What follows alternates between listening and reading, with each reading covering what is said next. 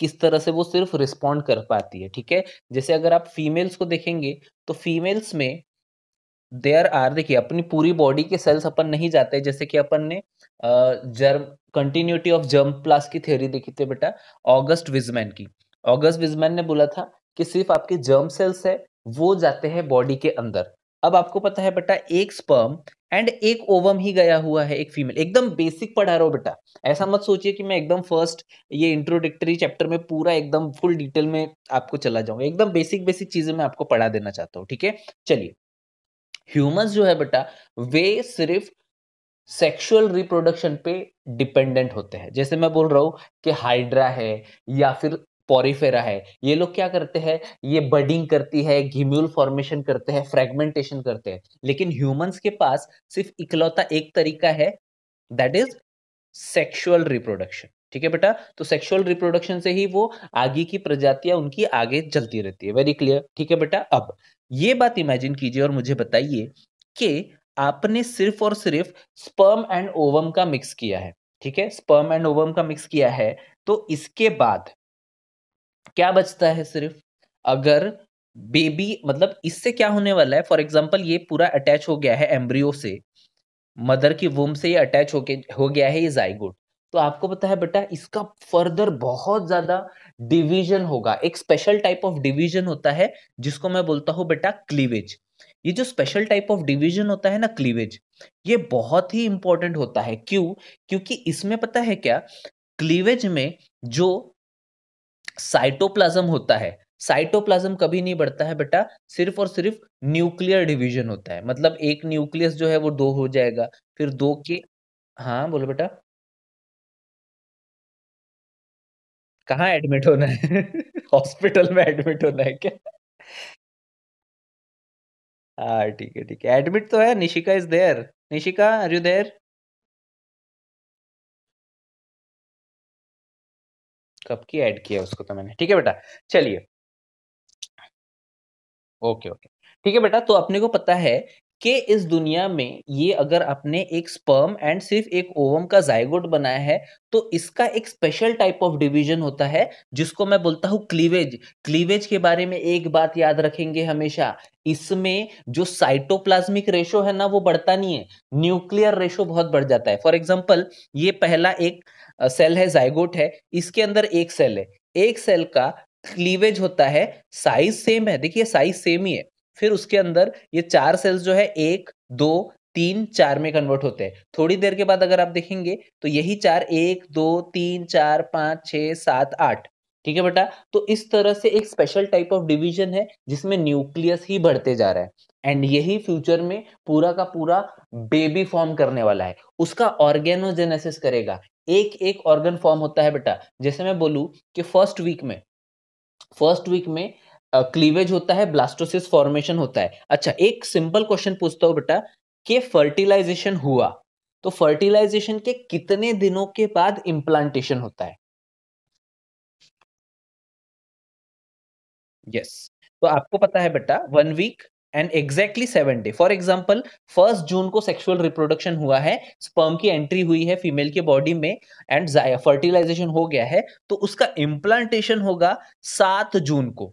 Very clear, बहुत छोटी-छोटी सी बातें हैं बेटा, लेकिन इंपॉर्टेंट है, ठीक है बेटा? तो फर्स्ट वीक में आपको पता है बेटा 7वें दिन पे इम्प्लांटेशन होता है।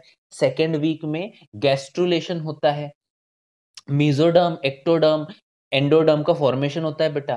थर्ड वीक में बिगिनिंग ऑफ बैकबोन फॉर्मेशन, उसकी जो बैकबोन होती है ना, वो फॉर्म होती है थर्ड वीक में।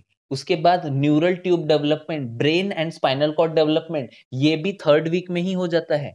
अगर आप बोलेंगे फोर्थ वीक में उसका हार्ट, ब्लड वेसल्स, गट, एम्बिलिकल कॉर्ड डेवलप हो जाते हैं। अगर आप बोलेंगे ना, एक लेडी फ्री प्रेग्नेंट है एंड उसको फॉर 1 मंथ का बेबी हो चुका है, तो उसके फर्स्ट मंथ के बेबी की दिल की धड़कनें भी सुनाई दी जा सकती है बेटा, ठीक है? अल्ट्रासोनोग्राफी, जो सोनोग्राफी बोलते हैं ना, उससे उसके दिल की धड़कनें सुनाई दे सकती है फोर्थ वीक पे। फोर्थ वीक मतलब अब वो 1 महीने का बेबी हो चुका है, ठीक है?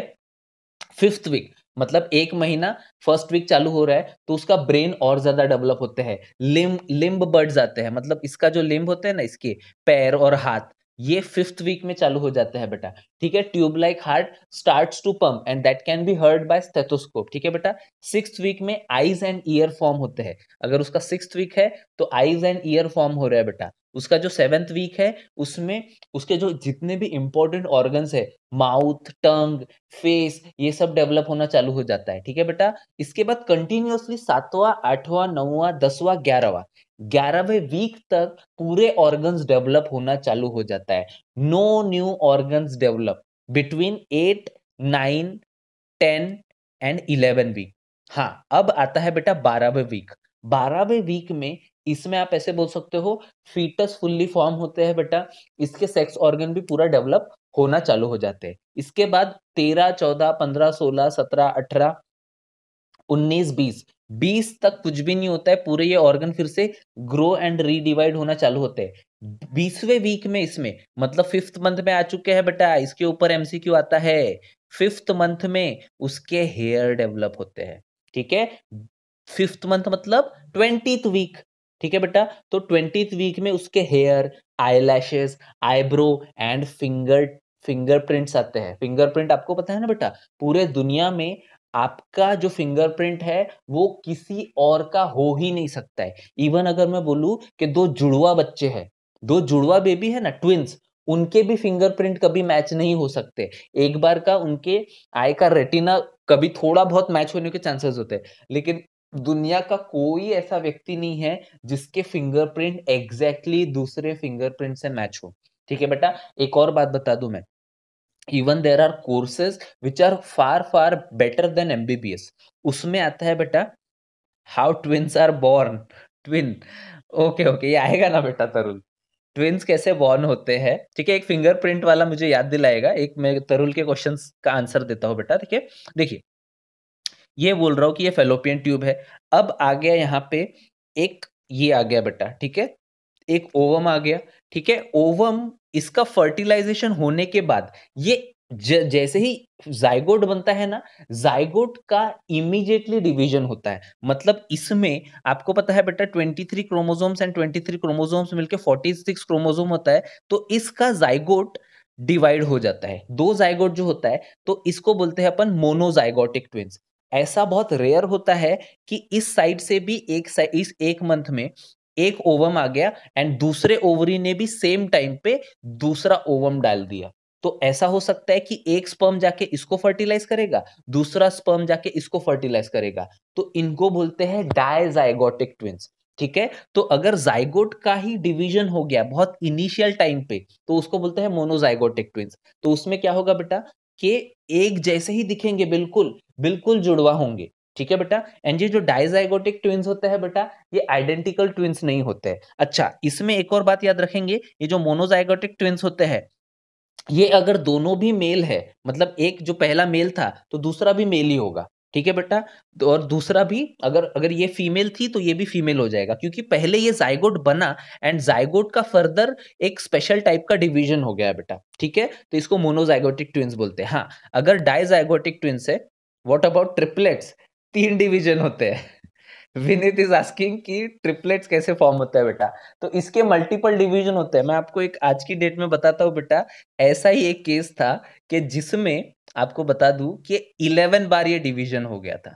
मतलब एक ही जाइगोट का 11 बार डिवीजन हो गया था एंड इसकी वजह से उसको 11 बेबी एक साथ हो गए थे। सबसे पहले एक फॉरेन की औरत थी, उसको ऑक्टा मैम बोलते थे, ऑक्टा मॉम, क्योंकि इसका जो जाइगोट था वो 8 बार डिवाइड हो गया था एंड इसको 8 हेल्दी बच्चे पैदा हुए थे, ठीक है बेटा। तो ये डिपेंड करता है कि जाइगोट डिवाइड हो रहा है कि नहीं हो रहा है। तो ये अपन आएंगे बेटा, टेंशन मत लो उसका, ठीक है। चलिए, तो अभी थोड़ा सा पहले टॉपिक पे आते हैं। अब इसमें क्या होता है बेटा कि फिंगरप्रिंट, मैंने आपको बता रहा था फिंगरप्रिंट। अच्छा, इसके अलावा भी मैं आपको बताता हूँ फिंगरप्रिंट टेक्नोलॉजी। एक कोर्स होता है बेटा, BSc in forensics and BSc in fingerprint technology, ठीक है बेटा। ये बहुत ही कम कॉलेजेस है इसके लिए एंड इसके जो परसेंटेज होते हैं अबव 90% लगते हैं। ठीक है। फॉरेंसिक्स का जो होता है ना कोर्स, ये बीएससी उसमें होता है बेटा, लेकिन बहुत अच्छा कोर्स है। मतलब गवर्नमेंट जॉब एंड ये जो होता है ना, जैसे बहुत बड़े क्राइम सीन्स होते हैं, इस पे बहुत ज़्यादा बुलाया जाता है उनको, एंड फिंगरप्रिंट मैच करने का होता है। मतलब बिल्कुल आराम ऐश भरी लाइफ होती है, एंड बहुत सिंपल कोर्स भी होता है। मतलब उसमें भी बहुत ज़्यादा चीज़ें होती हैं। जैसे मैं जब डेंटिस्ट था ना, तो डेंटिस्ट के टाइम पे मुझे एक ऑफर हुआ था फॉरेंसिक ओडोंटोलॉजी। Forensic odontology. तो उसमें क्या था कि जैसे फॉर एग्जांपल कोई रेप केस होते हैं, तो उसमें कैसे होता है कि बाइट मार्क्स आते हैं।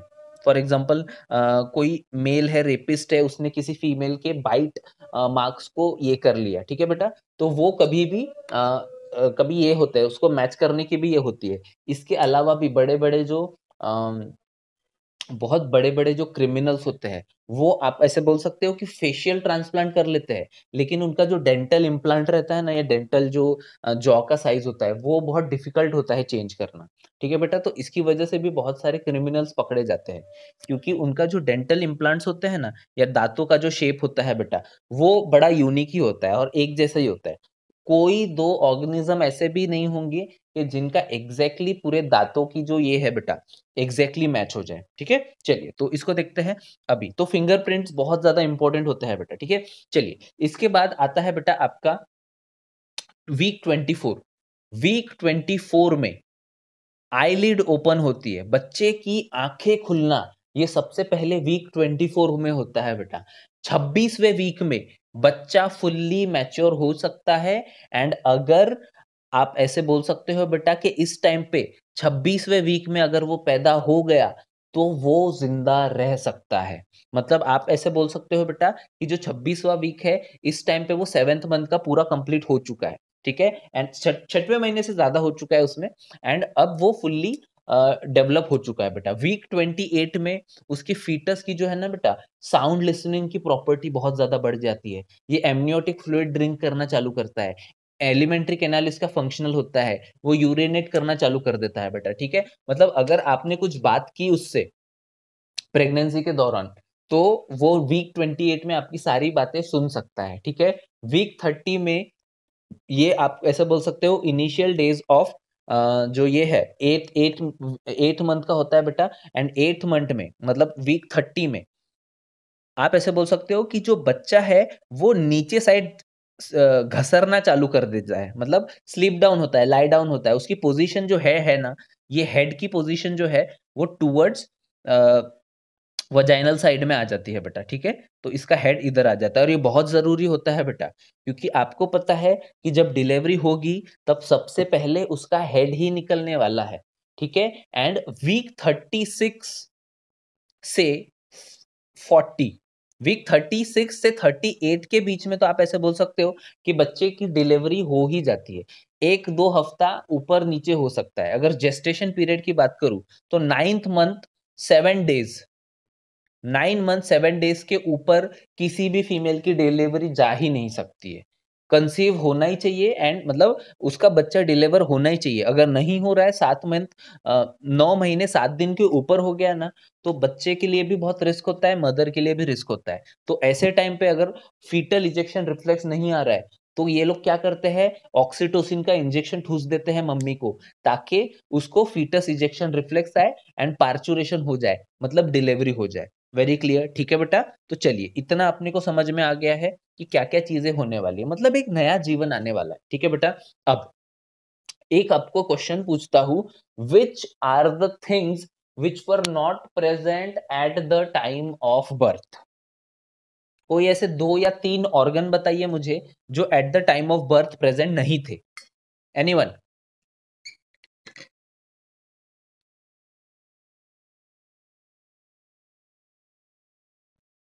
बोलो। विनीत, तरुल, बोलो।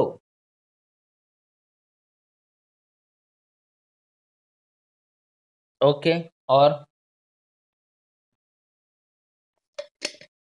मेमोरी ग्लैंड्स प्रेजेंट होते हैं बेटा, मेमोरी ग्लैंड्स प्रेजेंट होते हैं। ऐसा कोई स्ट्रक्चर या ऐसी कोई सेल्स जो पैदा होते बराबर नहीं थे, और कौन-सा बोला? टीथ, देखो अच्छा, टीथ टीथ के बेटा, टूथ बर्ड्स होते हैं, टीथ के बर्ड्स होते हैं। मतलब एक बच्चा है ना, उसके पास ऑलरेडी मिल्क टीथ के टीथ बर्ड्स होते हैं एंड जो ये होता है परमानेंट टीथ, इसके भी टीथ बर्ड्स होते हैं बेटा, तो वो भी गलत आंसर हो गया। और कोई सोचो ज़रा, ऐसे कौन-सी चीज़ें हैं जो at the time of birth नहीं प्रेज़ेंट थी?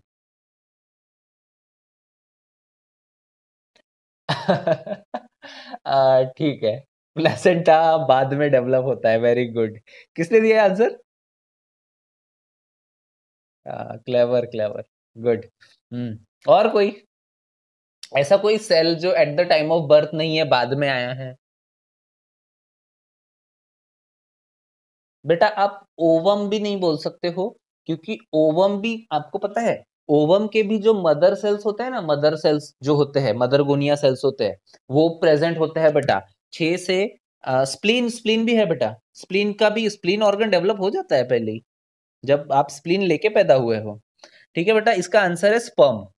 एंड प्लेसेंटा भी आप बोल सकते हो बेटा, क्योंकि स्पर्म आपको पता है प्यूबर्टी पे ही जनरेट होते हैं। एंड आपको पता है ये जो सेल्स है, इसका ओरिजिनल स्पेशलाइजेशन जो है वो आफ्टर द एज ऑफ 13 ही स्टार्ट होता है। एंड प्यूबर्टी के बारे में आपको एक बात बता दूं बेटा, बेटा म्यूट कर लीजिए जो भी है, ठीक है बेटा। प्यूबर्टी के बारे में आपको एक बात बता दूं बेटा, कि प्यूबर्टी का जो टाइम है, मतलब जब मेल्स में स्पर्म प्रोडक्शन चालू हो जाता है, फीमेल्स में ओवम प्रोडक्शन चालू हो जाता है, फीमेल्स में एनलार्जमेंट ऑफ ब्रेस्ट होता है, इसके बाद narrow shoulder, mammary glands develop हो जाती है बेटा, ठीक है। मोर प्रोमिनेंट लैरिंग्स लो, मतलब प्रोमिनेंट लैरिंग्स नहीं होता है फीमेल्स में, ठीक है बेटा। हाई पिच वॉइस है, ये सारी चीजें आप ऐसे बोल सकते हो कि at the age of 13 start हो जाती है, लेकिन अलग अलग देशों में अलग अलग है, ठीक है बेटा। जैसे मैं बोलता हूं कि यूएसए में जो प्यूबर्टी की एज है वो 15 से 16 साल है बेटा। अफ्रीका में सबसे पहले मैच्योरिटी आ जाती है मेल्स एंड फीमेल्स को at the age of, Africa में अगर आप बोलेंगे ना बेटा, तो अफ्रीका में 9 से 10 साल तक फीमेल्स को मेंसेस स्टार्ट हो जाती है, ठीक है।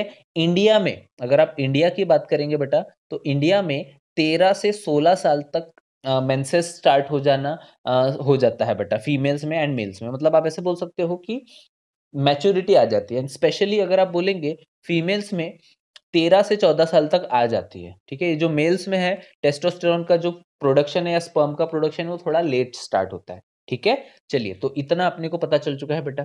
चलिए, तो इस चैप्टर में कैसे ह्यूमन रिप्रोड्यूस कर रहे हैं, कैसे उनके सेक्स ऑर्गन्स होते हैं, प्राइमरी सेक्स ऑर्गन्स क्या होता है, सेकेंडरी सेक्स ऑर्गन्स क्या होता है बेटा, गैमेटोजेनेसिस की प्रोसेसेस क्या है, ब्लास्टूला फॉर्मेशन क्या है, प्यूबर्टी क्या है, इसके बाद इम्प्लांटेशन क्या होता है बेटा, ये सारी चीजें अपन देखेंगे। तरुल क्या हो गया बेटा, बोलो।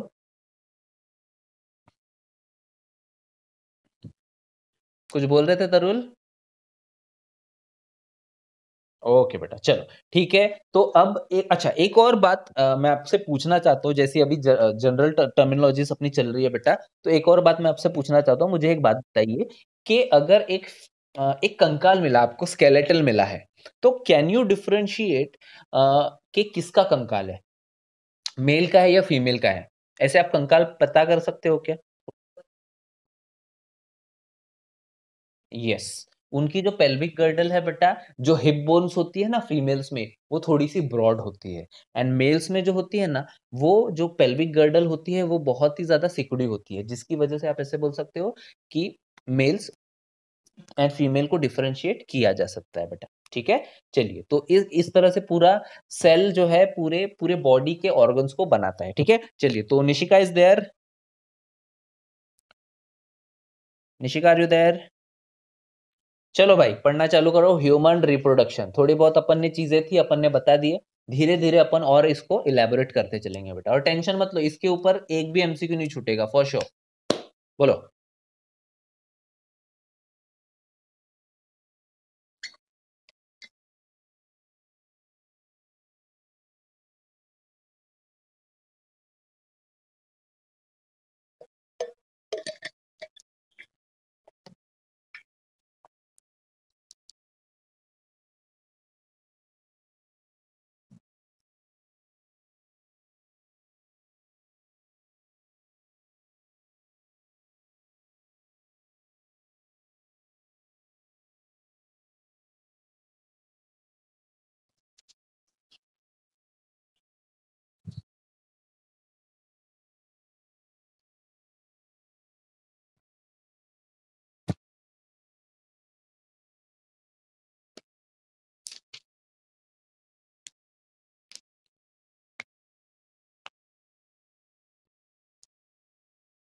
ठीक है बेटा, तो इसका मैं आपको ऑलरेडी बता चुका हूं कि एक 88 ईयर मेल ने राजस्थान के 26 साल की लड़की से शादी किया एंड वो उसका मतलब उससे उसको बच्चा भी पैदा हुआ था। ठीक है, तो जो स्पर्म प्रोडक्शन की ताकत होती है ये मेल्स में आप ऐसे बोल सकते हो कम हो जाती है लेकिन रहती है, लेकिन फीमेल्स में ऐसा नहीं है।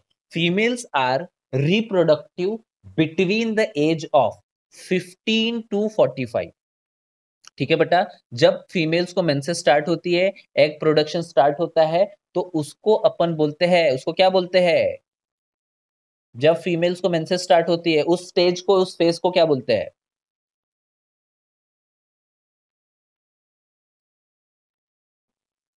जब मेंसेस रुकती है उसको क्या बोलते हैं? यस, जब रुकती है तो उसको बोलते हैं मेनोपॉज, लेकिन स्टार्ट होती है तो उसको क्या बोलते हैं? मिनार्च, मिनार्च। ठीक है बेटा, तो when at the age of 15 या 13 जब फीमेल्स को मेंसेस स्टार्ट होती है तो उसको बोलते हैं मिनार्च। ठीक है, एंड जब मेंसेस रुकती है तब उसको बोलते हैं बेटा मीनोपॉज। ठीक है, चलिए इतना अपने को समझ आ चुका है बेटा। ठीक है, चलिए अब इसके बाद धीरे धीरे एक एक चीज को समझने की कोशिश करते हैं। ठीक है, सबसे पहले इसका सीक्वेंस याद रखना जरूरी है। उससे भी पहले, humans are sexually reproducing viviparous animals. Viviparous मतलब ये डायरेक्ट बर्थ देते हैं, अंडे नहीं देते हैं। समझ गया बेटा? ठीक है, चलिए इतना अपने को समझ गया। ठीक है, there reproductive events formation of gametes. ठीक है बेटा, तो आपको पता है मेल्स में क्या होने वाला है? मेल्स में फॉर्मेशन होने वाला है स्पर्म का, फीमेल्स में फॉर्म होने वाला है ओवम का। तो स्पर्म फॉर्मेशन के गैमेटोजेनेसिस को प्रोसेस को बोलेंगे स्पर्मेटोजेनेसिस। क्या बोलेंगे इसको? स्पर्मेटोजेनेसिस बोलेंगे। ठीक है बेटा, एंड जो फीमेल की जो फॉर्मेशन है उसको क्या बोलेंगे बेटा? उसको बोलेंगे oogenesis, है ना? तो oogenesis की जो प्रोसेस है वो रुक जाती है at the age of 45 to 50।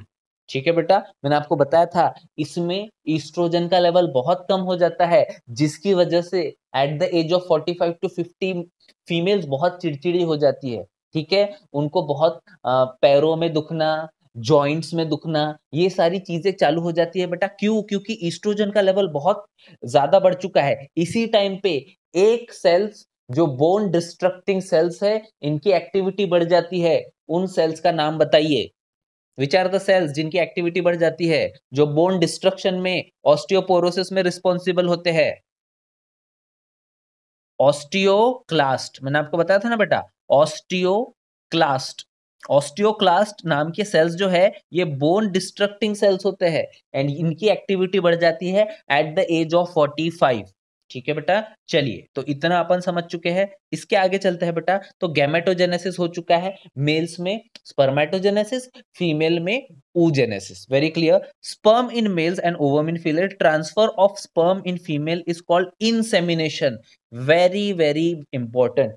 Spermatogenesis, sperm का फॉर्मेशन, इंसेमिनेशन मतलब जब एक मेल अपने पेनिस में से जो स्पर्म है फीमेल जेनाइटल ट्रैक में डालता है उसको क्या बोलेंगे बेटा? उसको बोलेंगे इंसेमिनेशन। अच्छा, फ्यूजन को क्या बोलेंगे? फ्यूजन को अपन बोलते हैं अगर मेल एंड फीमेल का गैमेट का फर्टिलाइजेशन हो गया है तो फ्यूजन को अपन बोलते हैं बेटा फर्टिलाइजेशन। नाउ नेचर की एक बहुत ही, आप ऐसे बोल सकते हो बेटा, थोड़ा एक्स्ट्रा ले रहा हूं यहाँ पे, शायद ये दिया होगा आगे, लेकिन इस वक्त मैं आपको बता देना चाहता हूँ। देखिए, जैसे मैं बोल रहा हूँ बेटा कि अगर ये मेल है तो आपको पता है ये 2n है, 46 क्रोमोसोम्स है। ये फीमेल है, ये भी 46 क्रोमोसोम्स होते हैं बेटा। ठीक है, लेकिन जैसे ही इसमें आपको पता है एक रिडक्शनल डिवीजन चालू होता है, मतलब स्पर्मेटोजेनेसिस की ये जो प्रोसेस है, जो स्पर्मेटोजेनेसिस की प्रोसेस है, इसकी वजह से chromosome number has reduce to half. Female में oogenesis की प्रोसेस की वजह से जो क्रोमोसोम नंबर है it has reduce to half. अब आपको पता है ये मेल के स्पर्म एंड ये फीमेल के ओवम, आपको पता है ये क्या करने वाले हैं? ये करने वाले हैं एक प्रोसेस जिसको अपन बोल सकते हैं बेटा fertilization. And fertilization restores the chromosome number from generation to generation. मतलब मियोसिस जो है, मियोसिस ये जो है रिडक्शन डिवीजन करके, मतलब आपको पता है बेटा, क्रोमोसोम नंबर को हाफ कर देगी। एंड फर्टिलाइजेशन क्या करेगा? फर्टिलाइजेशन क्रोमोसोम नंबर को रिस्टोर कर देगा। Very clear. तो आप ये हो गए हो, आप मतलब आप ये बन चुके हैं, बट आप जाइगोट बन चुके हैं। ठीक है, तो इतना याद रखेंगे। फर्टिलाइज सॉरी जो मियोसिस है, it reduces the chromosome number, fertilization restores the chromosome number. ठीक है बेटा, चलिए इतना समझ में आ गया। चलिए, तो फर्टिलाइजेशन हो गया for the formation of zygote. ठीक है, this is followed by the formation of blastocyst. आपको पता है बेटा, ब्लास्टोसिस, ब्लास्टुलेशन जिसको बोलते हैं अपन, 64 सेल स्टेज होती है वो, एंड वो जाके ही अटैच होती है। Unless and until 64 cell stage नहीं बनी है, तब तक वो इम्प्लांटेशन नहीं हो सकता है। फॉर एग्जाम्पल मैं बोल रहा हूं कि ये था पहला जाइगोट बना, सिंगल सेल्स जाइगोट। इसके बाद टू बेटा, इसके बाद 8 सेल स्टेज बनी, इसके बाद 16 सेल स्टेज बनी, इसके बाद 32 सेल स्टेज बनी, इसके बाद बनी 64 सेल स्टेज। तो ये जो है ना, ये पूरी प्रोसेस जो है, इस पूरी प्रोसेस को बेटा लगता है पूरा का पूरा 1 हफ्ता। मतलब ये है day 1, day 2, day 3, day 4, day 5, day 6, day 7। Day 7 को वो 64 सेल स्टेज हो जाता है, जिसको अपन क्या बोलते हैं बेटा? ब्लास्टोसिस। एंड ये जाके इम्प्लांट होने वाला है with the 64 cell stage on the uterus wall. ठीक है बेटा, इतना अपने को पता है। ठीक है, इसको बोलते अच्छा, जो बच्चा अब आ चुका है, ये ब्लास्टोसिस्ट है, वो यूटराइन वॉल को चिपक चुका है, बच्चेदानी को चिपक चुका है, तो इसको अपन क्या बोलेंगे बेटा? इम्प्लांटेशन। 7वें दिन पे होता है। ठीक है, embryonic development, gestation period. What is the gestation period in days? What is the gestation period in days? मतलब ये 9 महीने की प्रेगनेंसी को अगर आप देखेंगे तो कितने दिन होते हैं? वेरी गुड, जिसने भी आंसर दिया। ठीक है बेटा, तो आपको पता है 270 डेज का जेस्टेशन पीरियड होता है एक गाय का, एंड एक मेल फीमेल का, मतलब फीमेल का जेस्टेशन जो पीरियड होता है बेटा, वो 270 डेज होता है। लेकिन आपको पता है एलिफेंट, एलिफेंट का जो जेस्टेशन पीरियड है वो 22 महीनों का होता है, मंथ्स। ठीक है ना बेटा, पता है अपने को ये। चलिए, इसके बाद छोटी छोटी सी डिटेल्स है, दिमाग में रखिए बस आपकी। ठीक है बेटा, तो इसके बाद अब जेस्टेशन हो गया, 9 महीने का बच्चा भी हो चुका है पेट में। अब क्या होगा? पार्चुरेशन, अमेज़न की डिलीवरी। ठीक है बेटा, तो पार्चुरेशन को अपन क्या बोलेंगे बेटा? डिलीवरी हो रही है। ठीक है बेटा, चलिए इसके बाद, पार्चुरेशन के बाद भी बहुत इंपॉर्टेंट इवेंट है बेटा। पार्चुरेशन के बाद होता है लैक्टेशन। ठीक है, तो लैक्टेशन भी बहुत ज्यादा इंपॉर्टेंट इवेंट होता है फीमेल्स के लिए। ठीक है, चलिए, तो इतना अपने को पता चल चुका है बेटा। Formation of testis and ovary. ठीक है, तो एक अभी वैसे भी ये हो जाएगा बेटा, अपन एग्जैक्टली मिलते हैं 145 को मिले क्या?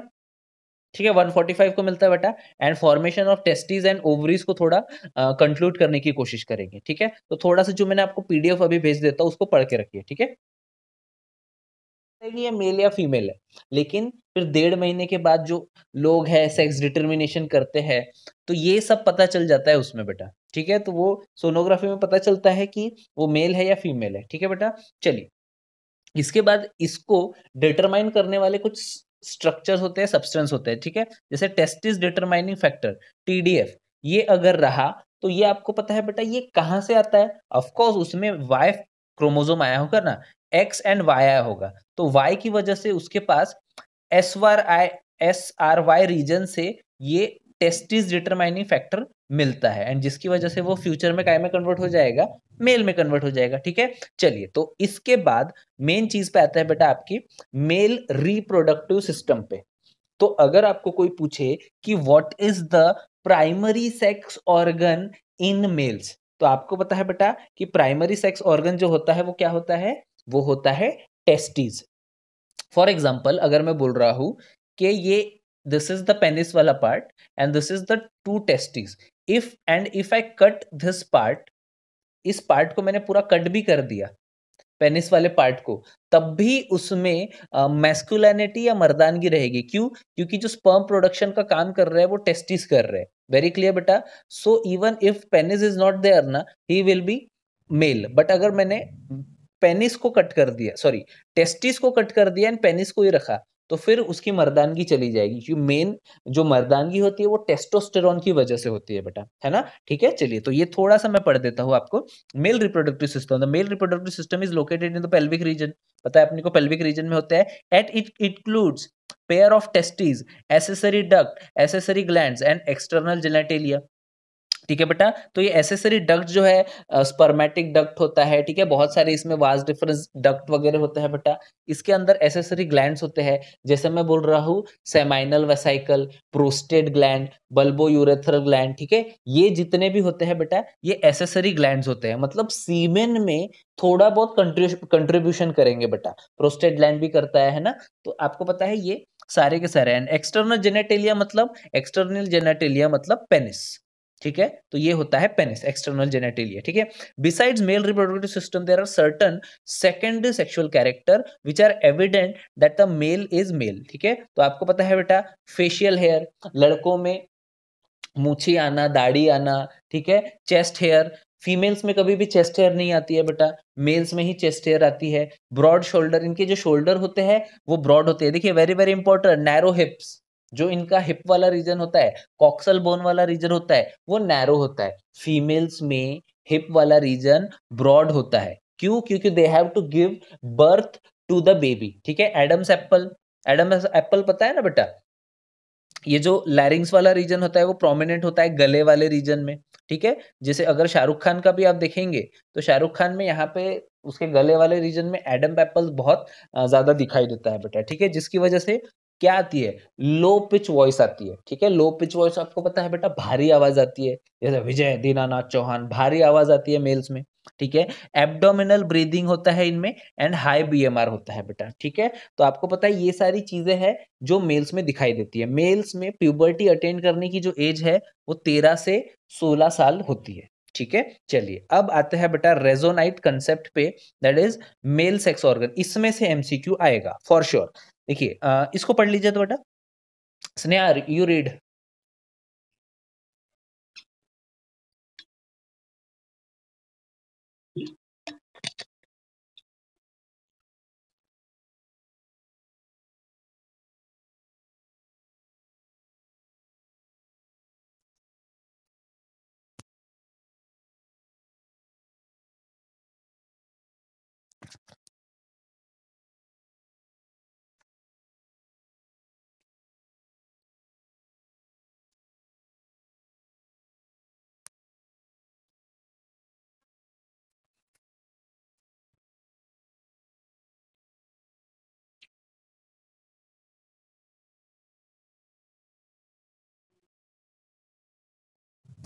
ठीक है बेटा, तो आपको पता है सबसे पहली बात कि ये जो प्राइमरी सेक्स ऑर्गन है, मेनली प्राइमरी सेक्स ऑर्गन रहेंगे मेल्स में टेस्टिस, एंड फीमेल में क्या रहेंगे बेटा, फीमेल में रहेंगे ओवरी. ये दोनों भी मीजोडर्मल इन ओरिजिन होते हैं. जैसे मैं बोलूं heart, heart is also mesodermal in origin.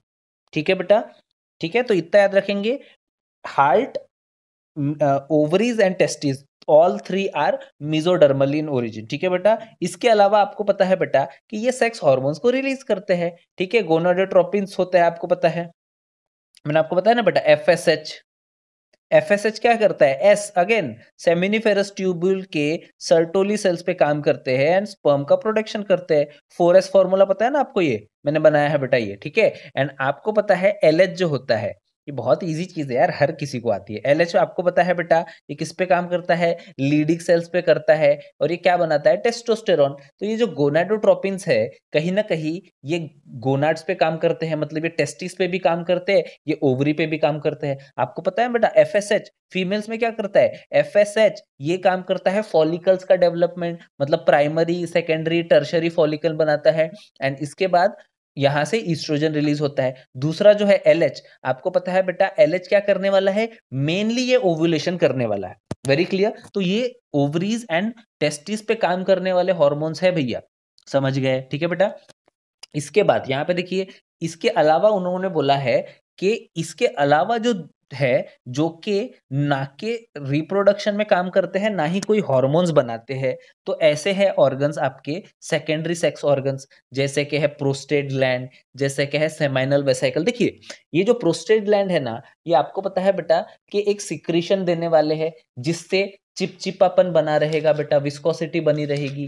इसके अलावा भी जो दूसरे अलग-अलग चीज़ें हैं, जैसे मैं बोल रहा हूँ प्रोस्टेट ग्लैंड है, इसका सिक्रीशन आपको पता है किस तरह का होता है? एसिडिक होता है बेटा, ठीक है? एंड इसके बाद जो सेमाइनल वेसिकल होता है बेटा, इसकी वजह से विस्कोसिटी आती है। प्रोस्टेट ग्लैंड की वजह से आप ऐसे बोल सकते हो व्हाइटिश या मिल्किश कलर आता है सीमेन का। एंड उसके बाद वास डिफरेंस बल्बोयूरेथ्रल ग्लैंड, ये जो है ये आपको पता है बेटा स्पर्म एंड सीमेन में कंट्रीब्यूट्स करने वाले हैं। Very clear? तो इस तरह से ये जो अलग-अलग स्ट्रक्चर है, अलग-अलग कंट्रीब्यूट करते हैं, लेकिन इसमें से कोई भी आप ऐसे बोल सकते हो ना स्पर्म बनाएगा, ना ही क्या बनाएगा, आपका ये बनाएगा, हार्मोन नहीं बनाएगा, ठीक है? इसके बाद फीमेल्स में आपको पता है बेटा, फीमेल्स में ओवरी तो है प्राइमरी सेक्स ऑर्गन, लेकिन सेकेंडरी सेक्स ऑर्गन्स कौन से हैं? जैसे कि फेलोपियन ट्यूब है, यूट्रस है, वजाइना है, मेमरी ग्लैंड्स है, ये उनके सेकेंडरी सेक्स ऑर्गन्स होते हैं बेटा, ठीक है? Mammary glands are also secondary sex organs because they are also used in, आप ऐसे बोल सकते हो सेक्सुअल एक्टिविटीज में काम आते हैं वो, ठीक है? चलिए बेटा, तो इतना अपने को पता चल गया है, ओके? चलिए, तो टेस्टिस को भी पढ़ लेते हैं अपन, ठीक है बेटा? कुछ एक्स्ट्रा मैं डायग्राम बताने वाला हूँ आपको थोड़ी देर में, कि जैसे कि ये एक चीज यहाँ पे है ऑलरेडी ना, ठीक है? ठीक है, तो प्राइमरी सेक्स ऑर्गन्स जो होता है बेटा मेल्स में, जैसे कि आप देख पा रहे हैं, ठीक है? राइट, प्राइमरी सेक्स ऑर्गन्स आपको पता है बेटा कि ये क्या रहेगा? ये रहेगा, ये दिस इज इन फीमेल्स क्या? नहीं, दिस इज मेल्स, ठीक है? तो आपको पता है बेटा जो प्राइमरी सेक्स ऑर्गन है वो टेस्टिस होते हैं, एंड सेकेंडरी सेक्स ऑर्गन्स में आता है स्क्रोटल, एपिडिडाइमिस, वास डिफरेंस, ठीक है, urethra, ejaculatory duct, prostate gland, bulbo urethral gland, seminal vesicle and penis. तो ये किस में आते हैं? ये आते हैं सेकेंडरी सेक्स ऑर्गन्स में। वेरी क्लियर बेटा, ठीक है? दूसरा जो फीमेल्स में अपन ने देखे थे बेटा अभी अभी, उसको भी देख लेते हैं। इसके बाद मैं आपको एक क्वेश्चन पूछने वाला हूँ, ठीक है? चलिए, मुझे एक बात बताइए, इसमें प्राइमरी सेक्स ऑर्गन में प्राइमरी तो है ओवरी, ये हो गए 2 ओवरी, एंड इसके बाद सेकेंडरी सेक्स में ऑर्गन में आता है बेटा fallopian tube, uterus, vagina, external genitalia, मतलब एक्सटर्नल जेनेटिलिया में आता है ना बेटा वो मॉन्स प्यूबिस, एंड वो सारी चीजें आती थी जिसपे हेयरी वाला पार्ट था, ठीक है? एंड 2 मेमोरी ग्लैंड्स, ठीक है? अब इसमें फीमेल्स में मुझे एक बात बताइए कि इसमें what is external genitalia and what is internal genitalia? अगर फीमेल रिप्रोडक्टिव सिस्टम में, ये देखिए प्राइमरी एंड सेकेंडरी तो अपने को पता है, लेकिन इसमें से एक्सटर्नल जेनेटेलिया के पार्ट क्या है एंड इंटरनल जेनेटेलिया के पार्ट क्या है, ये बताइए। मतलब ऐसे ऑर्गन्स बताइए जो इंटरनली सेक्स में हेल्प करते हैं, एंड ऐसे पार्ट्स बताइए जो एक्सटर्नली हेल्प करते हैं। ठीक है बेटा, चलिए मैं आपको बता देता हूँ, ठीक है? This is the female reproductive system, ये क्लिटोरिस है, ये यूरेथ्रा है, this is the vaginal orifice. इसके बाजू में एक होता है बेटा लेबिया माइनोरा, स्किन होती है। इसके बाजू में एक और स्ट्रक्चर होता है बेटा लेबिया मेजोरा, ठीक है? दिस इज द एनस वाला पार्ट, ठीक है? चलिए, एंड इसके बाद ये आपको पता है बेटा, तो इसमें इतना याद रखेंगे कि ये जो मॉन्स प्यूबिस होता है, ये वाला हेयरी पार्ट, इसके ऊपर जो होता है ना हेयरी पार्ट, जहाँ पे बाल वगैरह आते हैं, दैट इज मॉन्स प्यूबिस, ठीक है? तो मॉन्स प्यूबिस हेयरी होता है, लैबिया मेजोरा, लैबिया माइनोरा, उसके बाद clitoris and hymen and vaginal orifice, ये एक्सटर्नल जेनेटेलिया के पार्ट है। अंदर इंटरनल जेनेटेलिया के पार्ट होते हैं बेटा ओवरी, अंदर है ना, दिखाई कहाँ दे रही है बाहर से? ओवरी आपको दिखाई दे रही है क्या? नहीं दिखाई दे रही है। ये सारे स्ट्रक्चर जो है वो आपको बाहर से दिखाई दे रहे हैं। That mean these are the part of external genitalial organs. लेकिन इंटरनल जेनेटेरिया के पार्ट्स के ऑर्गन क्या है? Ovary, pair of fallopian tube, one pair of ovary, one pair of fallopian tube. इसके बाद आप ऐसे बोल सकते हो वन वजाइनल ओरिफिस। जो वजाइनल ओरिफिस होती है बेटा, जो अंदर जाती है, जो दिखाई नहीं देती है बेटा, वो इंटरनल जेनेटेरिया का पार्ट है, एंड यूटरस। तो uterus, ovary, fallopian tube and vaginal orifice जो अंदर रहती है बेटा, that is nothing but internal genitalia. Very clear, ठीक है बेटा। तो इतना अपने को याद रखना है फीमेल्स में, ठीक है। थोड़ा एक एक्स्ट्रा पॉइंट था तो मैं आपको बता दिया। तो मेल एंड फीमेल में कोई भी कंफ्यूजन नहीं होना चाहिए।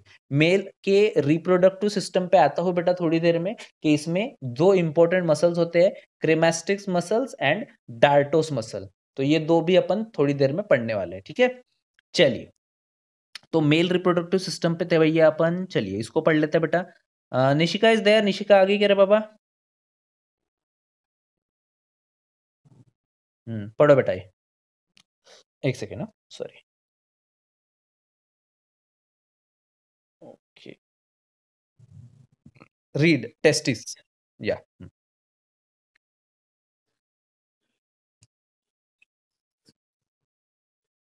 पढ़ो।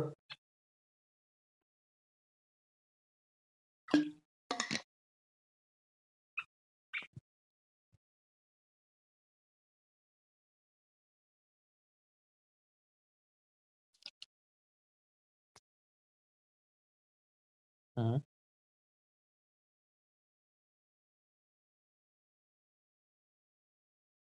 हम्म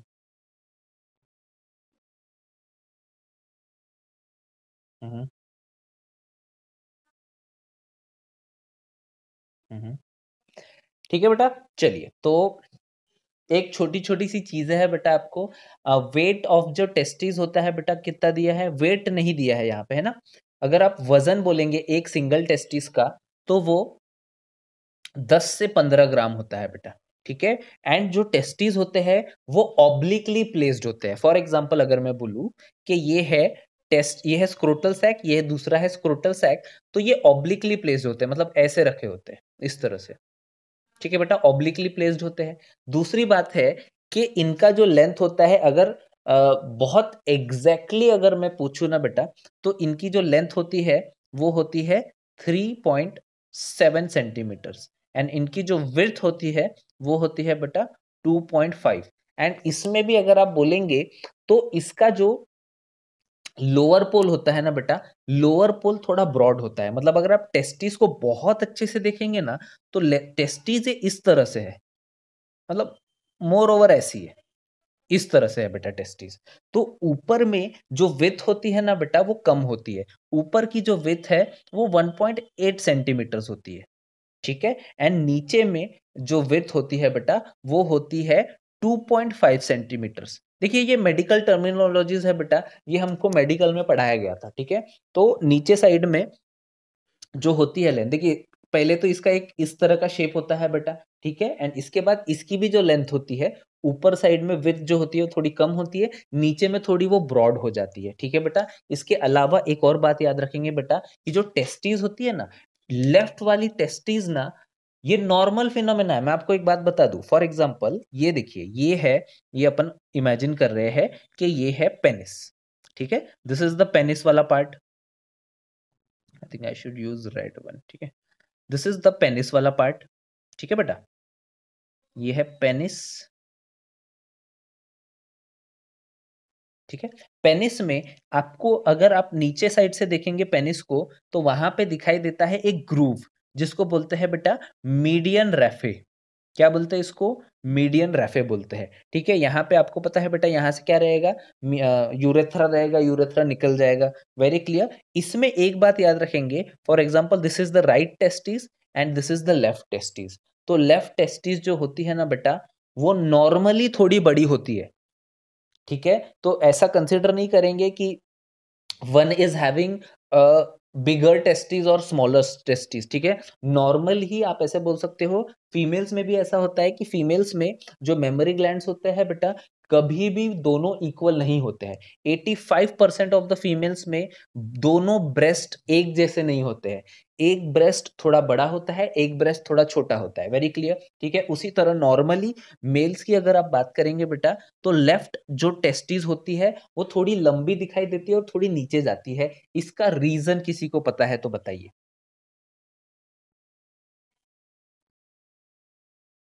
एनीवन, व्हाई लेफ्ट टेस्टिस थोड़ी लॉन्गर एंड लार्जर दिखाई देती है? जो इसका आंसर देगा उसको 2 रुपए। एमबीबीएस का क्वेश्चन है ये।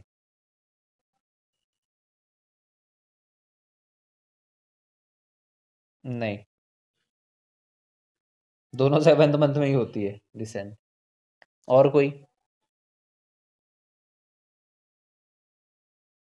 ठीक है बेटा, आपको एक बात बता दो बेटा कि इसका जो स्पर्मेटिक कॉर्ड होता है, लेफ्ट टेस्टिस का स्पर्मेटिक कॉर्ड, लेफ्ट वाली का स्पर्मेटिक कॉर्ड लंबा होता है। ठीक है, लेफ्ट टेस्टिस का स्पर्मेटिक कॉर्ड लंबा होने की वजह से वो लॉन्गर एंड लार्जर दिखाई देती है, एंड ये एक नॉर्मल फिनोमेनन है। ठीक है, समझ गए बेटा, कोई टेंशन नहीं है इसमें। ओके, चलिए, तो इतना आपने को पता है बेटा कि ओवल स्ट्रक्चर है 4 to 5 centimetres and 2 to 3 centimetres in width, और मैंने आपको बताया था कि ऊपर साइड में 2.5 रहता है, नीचे साइड सॉरी ऊपर साइड में 1.8 रहता है, नैरो रहती है क्योंकि ऊपर साइड में टेस्टिस थोड़ी सी, एंड नीचे साइड में ब्रॉड रहती है, मतलब 2.5 to 3 रहती है नीचे साइड में। ठीक है बेटा, चलिए, इसके बाद मैंने आपको बताया बेटा कि ये 7th मंथ में डिसेंड होती है, मतलब एम्ब्रियोनिक डेवलपमेंट में अगर मेल है ना, तो 7th मंथ में उसकी जो टेस्टिस है वो स्क्रोटल सैक में आती है एब्डोमेन से। अगर स्क्रोटल सैक से वो टेस्टिस डिसेंड नहीं हो पाई, if the testis fail to descend from the abdominal cavity to the scrotum, the male becomes sterile. What the disease is called? Cryptorchidism. Very good, Tarul ना? हाँ, डॉक्टर जरूर बनेगा, तू टेंशन मत ले। क्रिप्टो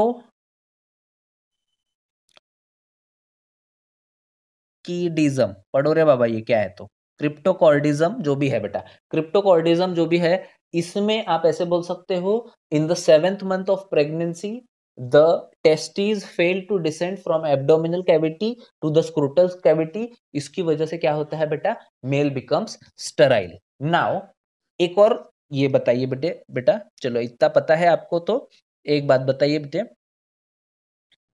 हाइपर हाइपरथायरॉयडिज्म तो पता है सभी को, ठीक है। इंग्वाइनल कैनाल वीक किसी को पता है क्या? इंग्वाइनल कैनाल वीक, ये पता है किसी को?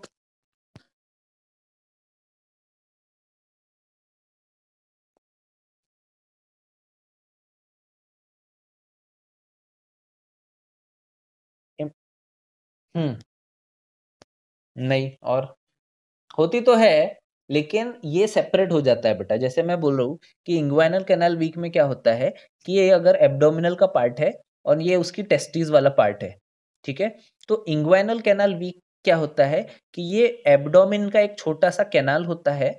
ये यहाँ पे ऐसे इमेजिन कीजिए कि एब्डोमिन का एक कैनाल का हिस्सा है जो टेस्टिस में आके झूलने लगता है, या ऐसा इमेजिन कीजिए कि एब्डोमिन का एक हिस्सा है जो टेस्टिस में आके डिसेंड हो रहा है, स्क्रोटल सैक में जा रहा है। तो इसकी वजह से क्या होता है कि जो स्क्रोटल सैक है वो फूल जाती है, एंड इसी को आप बोल सकते हो बेटा हर्निया।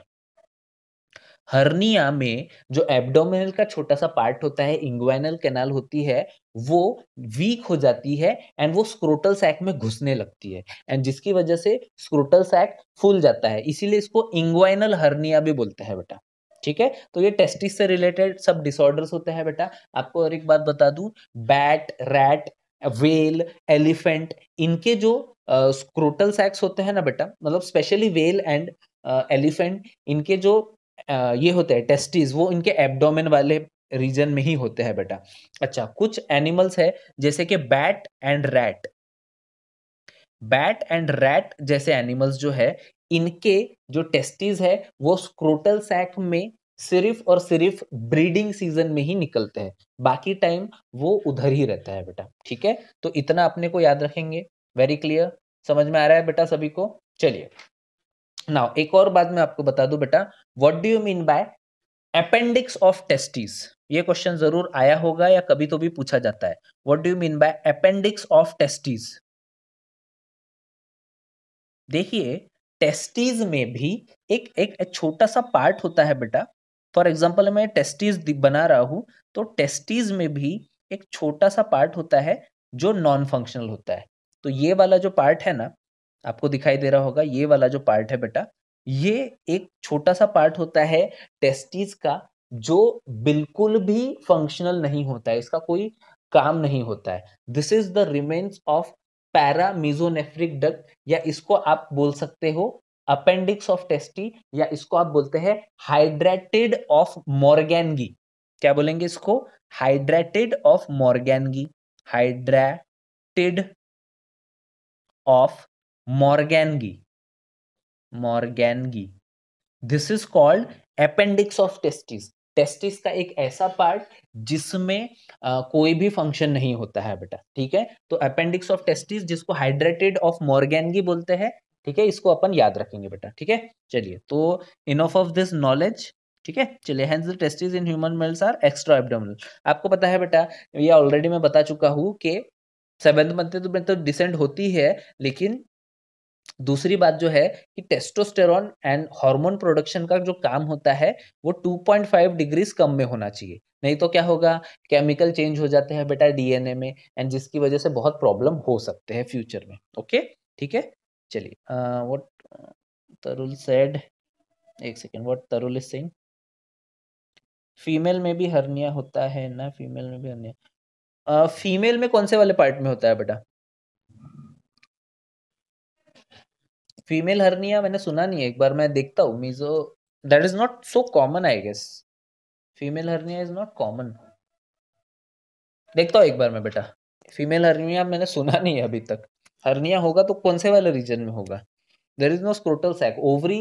देखिए बेटा, एक और बात है जो इससे बहुत एक अच्छा एमसीक्यू निकल के आ रहा है कि अगर आप बोलेंगे तो मेल्स में जो है वो testes are kept outside this body in the scrotal sac, लेकिन फीमेल्स में आप ऐसे बोल सकते हो कि ओवम प्रोडक्शन की जो प्रोसेस है वो नॉर्मल 37 डिग्री सेल्सियस पे भी हो सकती है, लेकिन मेल्स में oogenesis मतलब स्पर्मेटोजेनेसिस की जो प्रोसेस है वो 34.5 डिग्रीज पे ही होना चाहिए। तो फीमेल्स में एडवांटेज है कि इनकी ओवरी उनके बॉडी के अंदर रखी हुई है, मेल्स में आप ऐसे बोल सकते हो कि मतलब बॉडी के बाहर रखा हुआ है, ठीक है बेटा। चलिए बेटा, ये जो तूने क्वेश्चन पूछा ना, फीमेल हर्निया, इसको मैं ढूंढता हूँ बेटा। मैंने नहीं सुना है अभी तक, ठीक है। हो सकता है कि मेरे से कुछ छूट गया हो, है ना। चलिए, मैं भी इंसान हूँ, मेरे से भी गलतियां होती है। चलिए, तो ये यहाँ पे बोला गया है, स्नेहा पढ़ो स्क्रोटल सैक।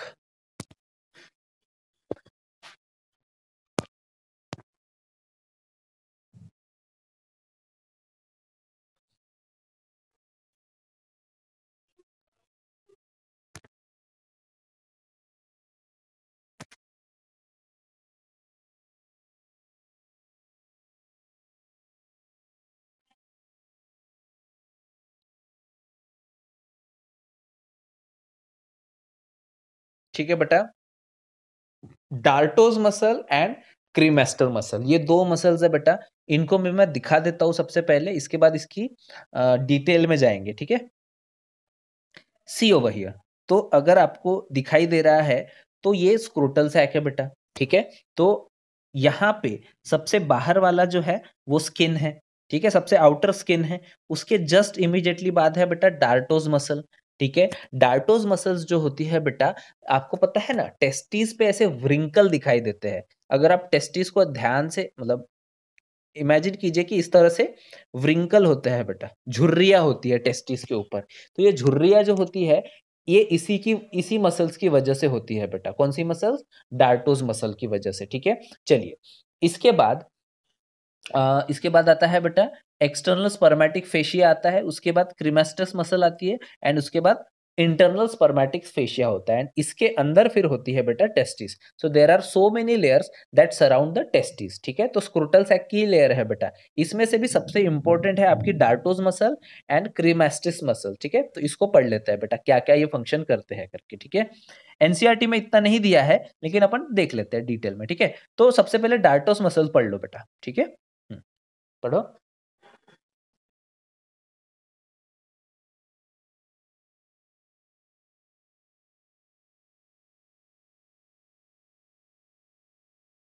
हम्म,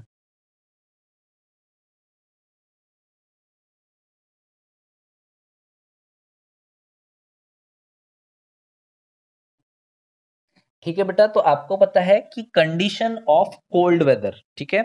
तो यहाँ पे आपको पता है कि कोल्ड वेदर में इसका टेम्परेचर मेंटेन करने के लिए भी प्रॉपर, देखिए स्पर्मेटोजेनेसिस मैंने आपको बताया ना कि एवरी 1 डिग्री राइज और fall in temperature can lead to DNA damage. ठीक है बेटा? तो ऐसा मैं बोल रहा हूँ कि अगर फॉर एग्जांपल बहुत ही ठंडा हो गया, फॉर एग्जांपल 30 डिग्री सेल्सियस पे स्पर्म प्रोडक्शन हो गया, वो भी गड़बड़ कर सकता है। 37 डिग्री सेल्सियस पे स्पर्म प्रोडक्शन हुआ, वो भी गड़बड़ करेगा। The temperature should be exactly 34.5 degree Celsius. More technically correct ये है, अगर इससे कम या ज्यादा हुआ तब भी प्रॉब्लम होनी ही है। तो कहीं ना कहीं ये डार्टस मसल कोल्ड वेदर में मेंटेन करता है स्पर्मेटोजेनेसिस की प्रोसेस में हेल्प करने के लिए। वेरी क्लियर बेटा? ताकि वेदर मेंटेन रहे उसका। ठीक है? अब क्रीमेस्टर मसल्स, ठीक है, तो इसको भी पढ़ लीजिए बेटा, क्रीमेस्टर मसल को।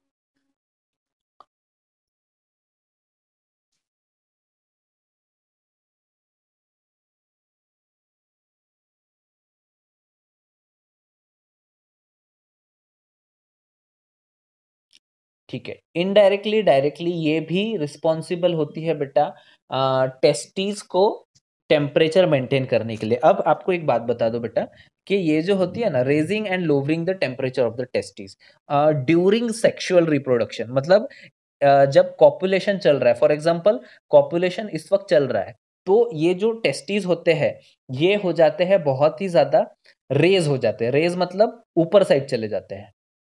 whenever the sexual reproduction is taking place, जब सेक्स हो रहा है मेल एंड फीमेल के बीच में, तो ये जो टेस्टिस होते हैं थोड़े ऊपर एंड चिपक जाते हैं। ठीक है? इस तरह से। ठीक है? एंड जब सेक्सुअल रिप्रोडक्शन नहीं हो रहा है, जब नॉर्मल सिचुएशन है बेटा, तब उस टाइम पे ये जो टेस्टिस होते हैं, ये मतलब स्क्रोटल सैक है, ये पूरा का पूरा ऐसा ढीला पड़ जाता है। Very clear? तो नॉर्मली आप ऐसे ही बोल सकते हो कि ये पूरा का पूरा फ्लैसिड एंड ढीला ही रहता है, लेकिन ड्यूरिंग सेक्सुअल रिप्रोडक्शन या सेक्स जब चल रहा है, तब उस टाइम पे ये ऑटोमेटिकली पूरा का पूरा ऐसे टाइट रहता है। तो ये जो होता है इसको अपन बोलेंगे lowering and raising of testis. तो ये जो lowering and raising of scrotal sac and testis है, ये करता है क्रीमेस्टर मसल, है ना बेटा? तो इतना ठीक है आज के लिए। ठीक है बेटा? अच्छा, एक होमवर्क लिखिए बेटा कि ये जो पेज नंबर ये है आपका डायग्राम जो है मेल रिप्रोडक्टिव सिस्टम का, ठीक है, मेल रिप्रोडक्टिव सिस्टम एंड उसके दोनों डायग्राम जो है बेटा वो आप बना के रखिए, है ना? ठीक है? ये जो है इसको एक ये वाला भी डायग्राम इसको बना लीजिए आप, एंड इसको इसके साथ साथ ये वाला भी, ये तीनों डायग्राम आप बना लीजिए बेटा। थोड़ा ना थोड़ा आपको कहीं ना कहीं हेल्प आएगा नेक्स्ट लेक्चर को समझने के लिए, है ना? ठीक है? तो